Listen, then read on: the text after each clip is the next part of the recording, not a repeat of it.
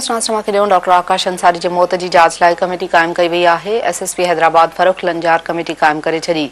Committee SP headquarter जी सरबराही में जोड़ी वई आहे। आगाह कयूं पिया वंखे अहम ख़बर जे हवाले सां डॉक्टर आकाश अंसारी जे मौत जी जांच लाइ कमेटी क़ाइमु कई वई आहे। आपको ॿुधायूं पिया त एसएसपी हैदराबाद फ़ारूक लंजार कमेटी क़ाइमु करे छॾी आहे। कमेटी एसएसपी हेडक्वार्टर जी सरबराही में जोड़ी वई आहे। अहम ख़बर नाज़रीन सां शेयर करे रहिया आहियूं। आगाह कंदा हलूं त डॉक्टर आकाश अंसारी जी मौत जी जांच लाइ कमेटी क़ाइमु कई वई आहे। इन हवाले सां आपको ॿुधायूं पिया त एसएसपी हैदराबाद फ़ारूक लंजार कमेटी क़ाइमु करे छॾी आहे।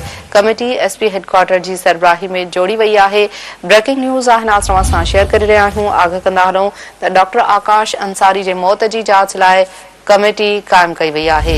एसएसपी हैदराबाद फ़ारूक लंजार कमेटी क़ाइमु करे छॾी। कमेटी एसपी हेडक्वार्टर जी सरबराही में जोड़ी वई आहे।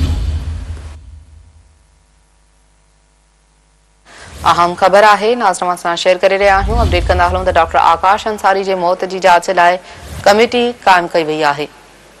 एसएसपी हैदराबाद फ़ारूक लंजार कमेटी क़ाइमु करे छॾी। कमेटी एसपी हेडक्वार्टर जी सरबराही में जोड़ी वई आहे।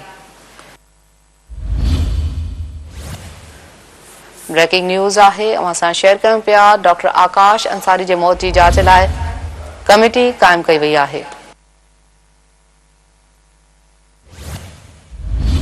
एसएसपी हैदराबाद फ़ारूक लंजार कमेटी क़ाइमु करे छॾी आहे। मां ॿुधायूं पिया त कमेटी एसएसपी हेडक्वार्टर जी सरबराही में जोड़ी वई आहे।